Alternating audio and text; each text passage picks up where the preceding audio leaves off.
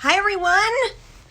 I am Dillon McGee. I'm the founder and executive producer of Makers, and welcome to Makers at Home.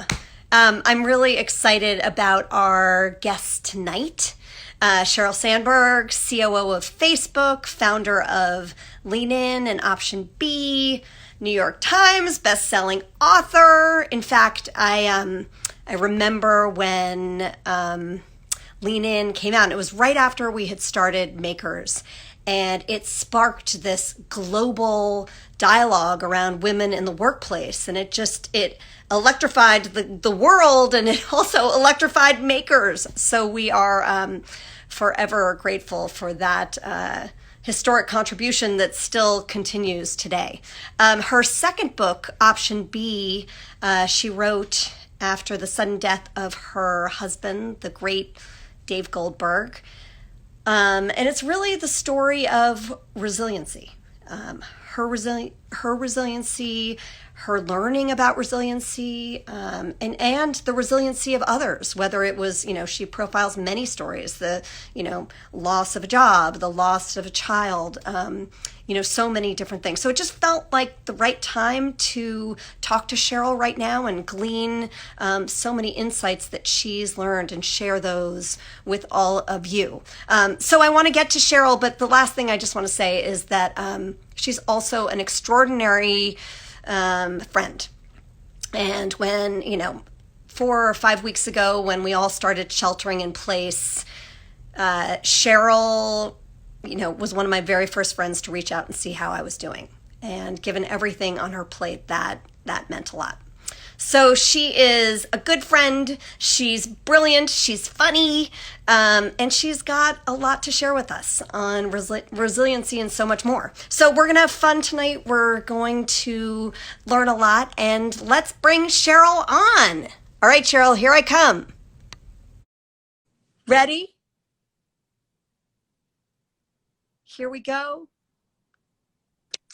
Hi, sorry, I've been here all along tapping. You have? Well, it's clearly me because you're the COO of Facebook. No, I don't know. It could be me. How are you? I'm good. I really want to get into how you're doing, and look at that pretty backdrop you have. Well, thank you. There's like a lot above my head. Hi, everyone. This is always good to see a familiar face. Hi, Dillon. How are you? Sheryl, look at you. Why don't you have gray roots? Because I dyed my hair myself with my mother-in-law. No joke. No, really? I did. Yeah. My fiance's mother dyed my hair. I am so gray.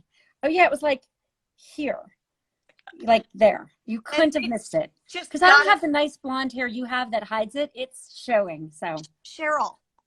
No. That's nothing. You should have seen me. Okay. All right. How nice is she? She sat there for like an hour, like going like this with the brush. You're lucky. You got a good mother-in-law. I do. You do. Two. I have two, and they're both wonderful, but only one is living with us. The other one's in Minneapolis. So only one of them had the fabulous opportunity to like paint my hair. So wait, so explain to me before we get into, I really want to, hear how you are and in your way, how you really are. And I want to hear how you are, Dillon. Well, I think everyone wants to hear how you are too. You're amazing. Well, they've heard a lot from me. Wait, okay. So who's at home? Like, what's the, give me the. So I have 2 children.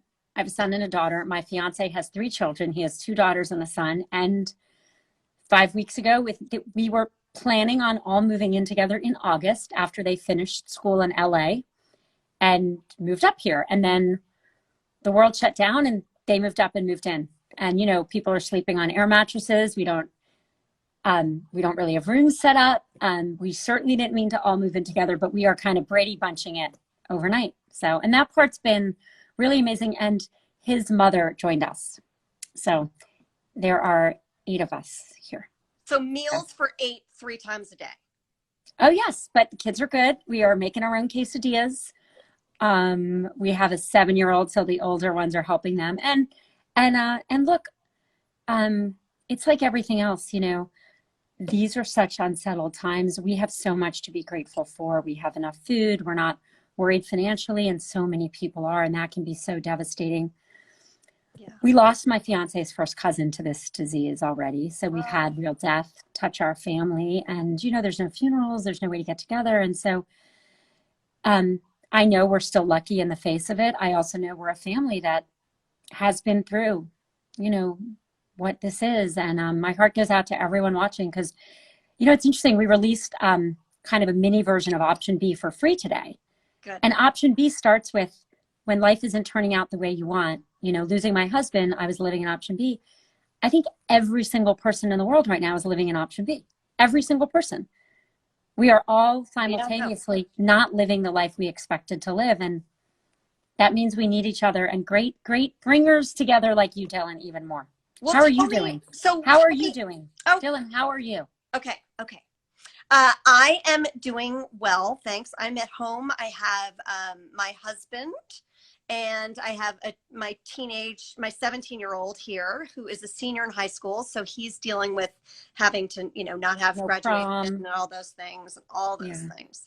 I will say, the first couple of weeks we were all, making meals, and now I feel like we're in the next phase of that. So would love your thoughts and advice on that. Like how do we sort of handle these new, close quarters and new responsibilities? I mean, look, I think in the face of real challenges, you have to really look at like, how do we get through it? And, we think about building resilience. Resilience is our ability to recover, get through hard stuff. This is hard. So how do you get there? You forgive yourself. Self-compassion is huge. Give me a minute to tell the story. It's worth it, especially for this audience. So there's a story we told in option B of a woman who got divorced, was super nervous to date, got asked out on her first date, or she asked the guy out, got her hair all done, was all excited, went to the date, and the guy walked out after 10 minutes. So a friend of hers said, well, you're boring and you have big thighs. Of course he walked out. Oh my God. Okay, wait. No friend would ever say that. Oh. But she said that to herself. And it's such a good story because think about the things we say to ourselves. We say to ourselves things we would never say to friends. And so I'm hearing a lot of people really blame themselves, right? Like, I'm tired, I'm lonely, I'm scared. Of course you are. Like, of course. This is a time when people can be really hard on themselves. So this starts with self-compassion. Your kids are not going to be off video games the whole time. At least mine aren't, even though we're worried about that, right? We're going to be worried about our health. We're going to face real fears. We're going to have real economic issues. Like, self-compassion is where this starts. And as women, we are particularly bad at self-compassion because the world's hard on us and we're taught to be hard on ourselves. And so we have to start there. People talk about the 3 Ps: personalization, to have self-compassion, permanence. No one knows when this will end. When you're going through something hard, you have grief, you have loss, you have a cancer diagnosis. It definitely changes over time. The problem with this one is no one knows when this is going to end. But we don't know when. I can't tell you when. You can't tell me when. But it's not going to be like this forever. This phase is not forever, even if it feels like it is. And the third is pervasiveness. Pervasiveness that no matter what is going on, asking yourself and reminding you it could be worse is actually really psychologically healthy. And you wouldn't think that. When Dave died, Adam said to me one day, it could be way worse. Adam Grant, professor I wrote option B with. I was like, what do you mean it could be worse? My husband, I found my husband, dead on a floor of a gym. Like, how can it get worse? He was like, well, he could have had that cardiac arrhythmia driving your children. And I was like, okay, my kids are alive. I'm fine. And in this moment, we lost Tom's first cousin. He was really close to him. That's a terrible thing. And we really are grieving for him. We have each other and our kids are healthy. No matter what is happening, there is something you can usually hold on to that is okay. It's not pervasive. Find the pieces of your life that you can still be grateful for. Those are the tricks that in the face of anything super hard like this help us get through. Yeah. And you're right. Self-compassion especially is so hard. We're so hard on ourselves. Now I'm like, stupid things like talking about my beautiful. I mean, it is. I mean, it is a skill you have to constantly, I have a son who's at a school in Montana right now, a therapeutic school, and, and he's not with us, but, he's thriving and doing well. And so I have to kind of, cherish that moment. Yeah. So Yeah. it is. It's hard, and this brings up lots of other things too. I feel for the people who are alone in their homes. Loneliness is something that's really Huge. huge. Huge. A lot of us who are having to take care of children. Guess who takes care of the children in households with straight couples? Women, right? Guess who the burden is falling on? But on the other hand, a lot of people who don't have children right now are alone, and all of these are really hard situations. I've definitely heard from a lot of my younger friends that this is super hard. You rent an apartment, or you rent a room in an apartment with friends you don't even know if you like. And then there's like the much, much, much more serious issues. The economic crisis is affecting women more than men. 60% of the people who've lost their jobs are women. Black women are twice as likely as white men so far in this crisis to have been laid off, furloughed, had their jobs cut. Domestic violence, we don't have good numbers, but we know it is skyrocketing all around the world because people are trapped with abusive partners and they can't go out and get help. And so we have really serious issues to face as a community, and in many ways a community of women. Yeah. And so much to do. I mean, I know you're giving back in so many different ways, Sheryl. At Makers, we've really been trying to shine a light on, justice involved women and formerly incarcerated women, because right now it's hard enough in the world before this to kind of get back into the work, into the world. And now it's just so crushing.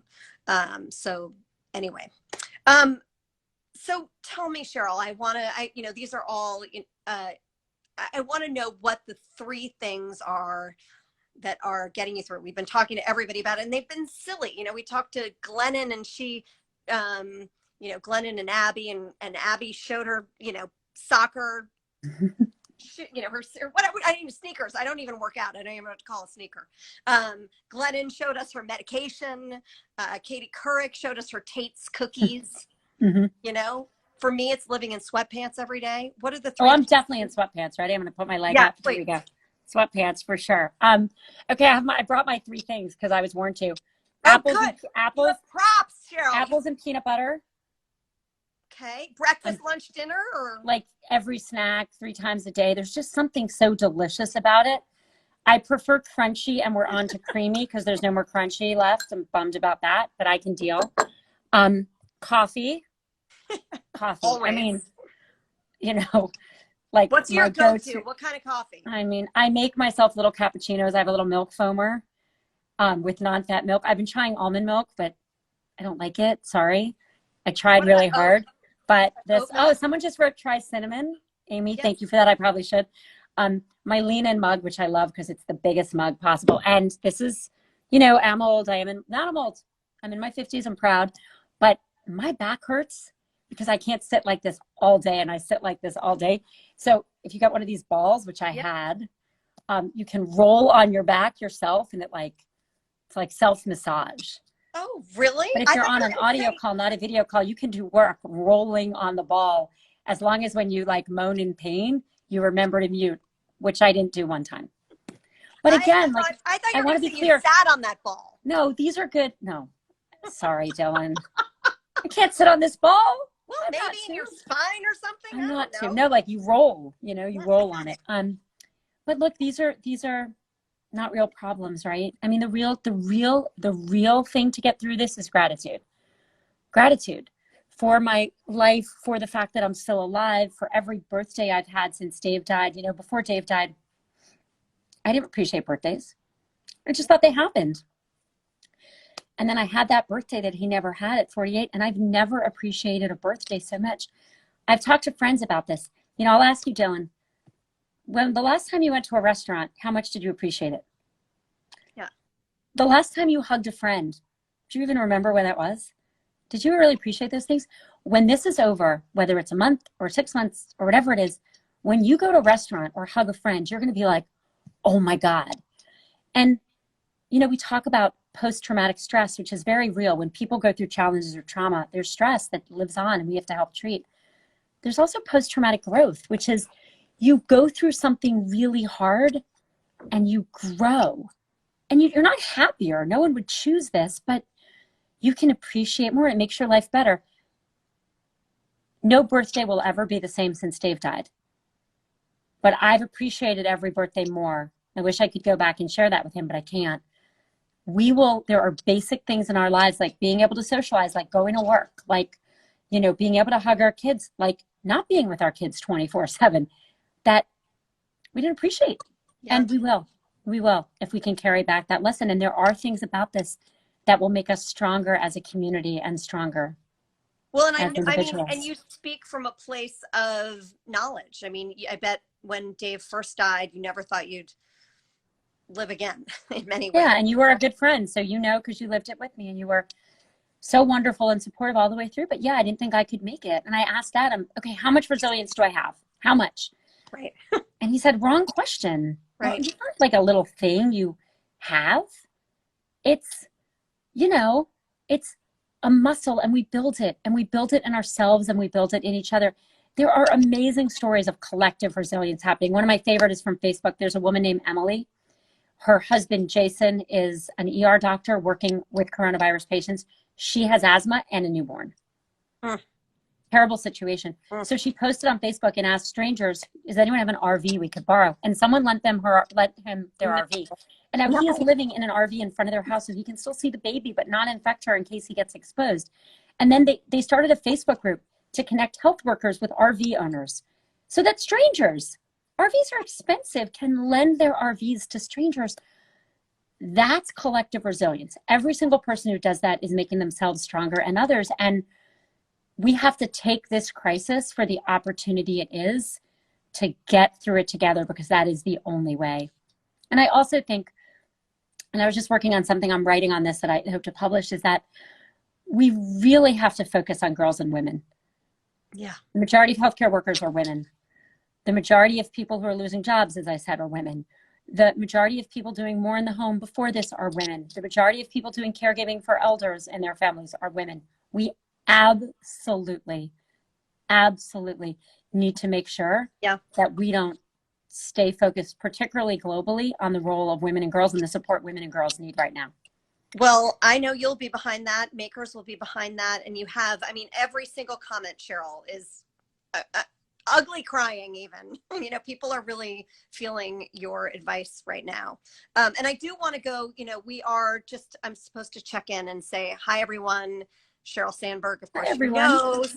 I'm Dillon McGee, founder of Makers, and we're so lucky to be with Sheryl Sandberg right now, sharing her insights. And there are some, are you okay if we do a couple questions? Yeah, let's do them.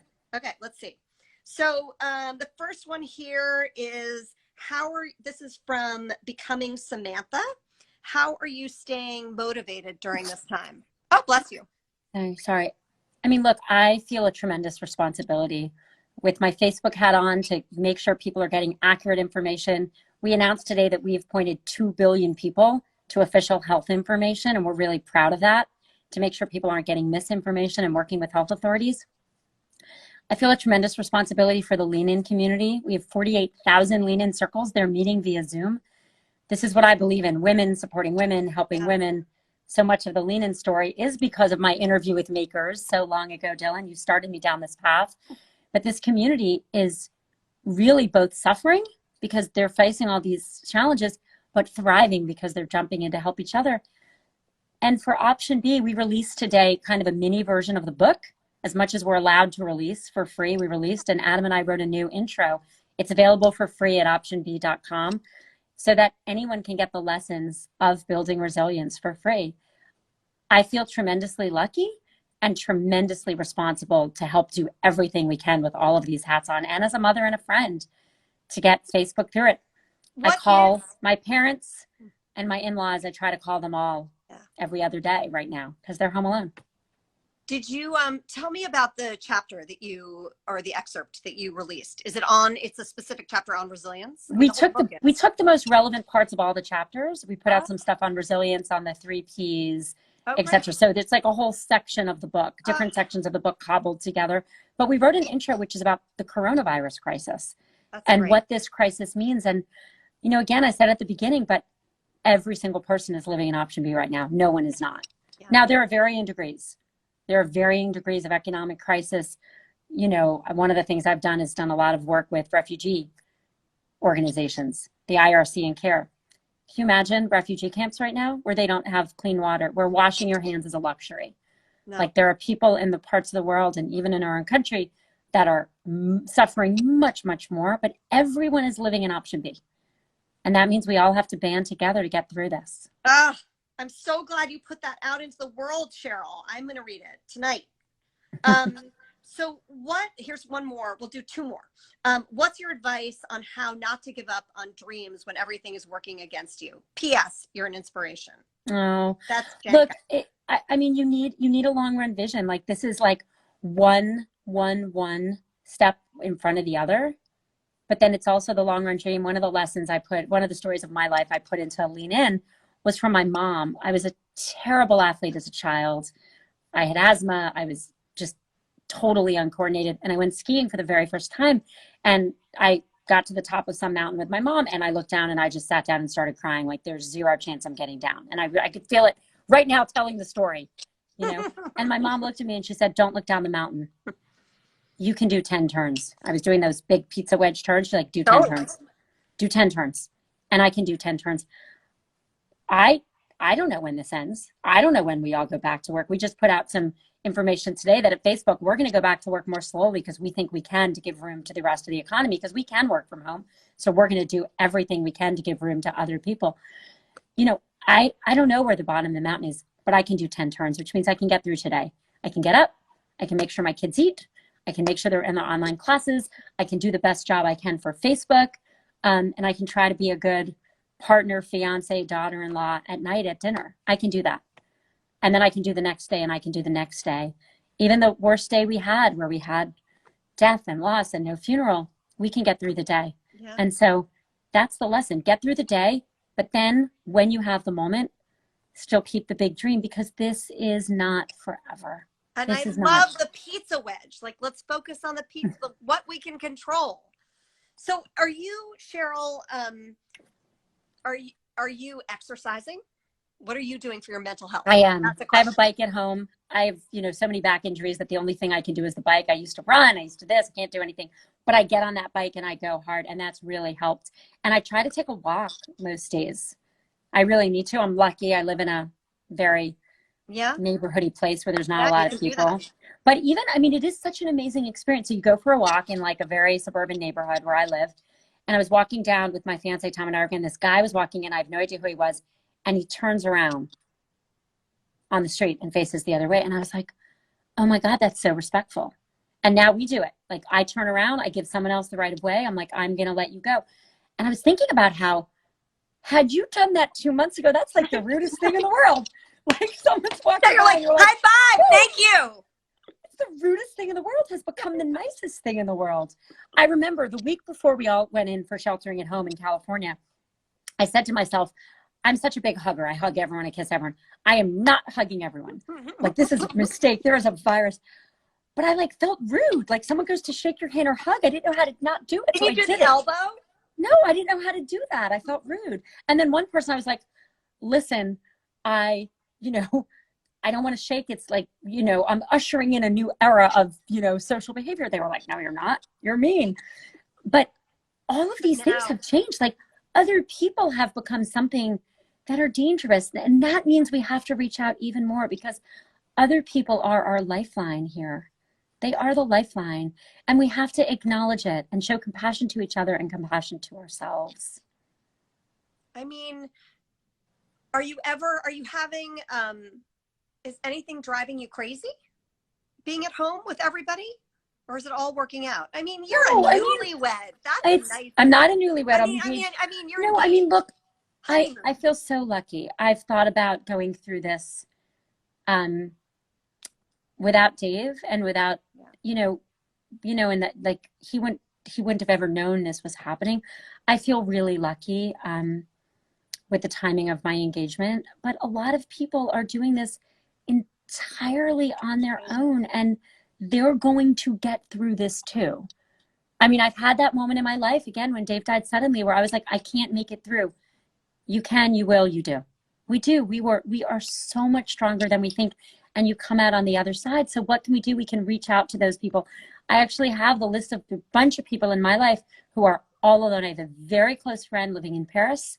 He's an older man. He has a ton of preconditions. He hasn't left his apartment. He's the most social man in the world, the most loving man, very, very close to me, but he's, you know, way over the age limit where it gets dangerous. And he's all alone. So I try to reach out. That's what I can do. Right. You know? You're such a giver, and he's Sheryl. going to get through it. Giver. He is going to get through it. Like everyone's going to get through this because we have to, because we don't have another choice because we're strong. We are strong. We just are because we have to be. And particularly as women, men are strong too, but women are strong. I know. And we are the bedrock of our communities. You know what I heard on a podcast, on Kara's podcast today? You know, if it's interesting when you look at Germany and New Zealand run by women and how they're flattening the curve faster than perhaps other countries. It's been amazing to see the female leadership with mayors, the mayor of Chicago, the mayor of San Francisco, wow. Right? It's not a shocker for me to believe female leadership is more needed in the world. But maybe this will, you know, I really hope that our female leaders will really shine at this time. But Sheryl, like there's nothing driving you crazy. Like my husband's driving me crazy with the mess, right? Like we're struggling over the mess everywhere. And I'm like a control freak. I'm like, you can't leave your boxers on the floor. Yeah, I mean, no. I think like worrying that you know there's too many video games going on with kids. Yeah, I mean that's a worry. Or, you know, I was always really good on bedtime. Like I'm a strict bedtime mom, and like that's kind of flown out the window. Right, good. Lenore Skenazy, who wrote the great book Free Range Kids, wrote a great piece for the I think she published in the Post last weekend, which was like, don't worry about your kids, it's okay, they're learning something from video games. But I also have a lot of perspective, like even for my kids, like my two kids and I, we've lived through a lot. And so we know for us, this is not the hardest time we've lived through. Yeah. We also realize how lucky we are. But when you're feeling bad, again, like break it down. You can make 10 turns or try to call someone else. I've told my kids at the times they're feeling lonely and missing their friends, if they can't call their friends, because they've already spent plenty of time on with their friends, call your grandma. Yeah. You'll feel good because you helped her. All right, Sheryl. Well, I've kept you too long. No, this is great. So fun. I want to thank you. So Makers was a huge part of my journey to lean in. I think it was the first public interview I ever gave. Definitely helped start me down the path of speaking out about women, writing the book, starting the foundation. Dillon, you are an incredible friend. You happen to me, but you're an incredible leader. And again, we only get through this with community. And you have built this community. And for all the people on there, I saw a great comment from someone from Iran who said she was up late. Thank you for staying up late. But I'm watching these comments, and this is a global community, and that's what this takes. And Dillon, it's people like you that build that. So I am honored to be your friend. Glad to be here with you. And I'm wishing everyone who's watching strength. You have it. I promise. You're amazing, Sheryl. I really appreciate your time. Sending You're lots amazing. of love. Mwah. Bye. Bye.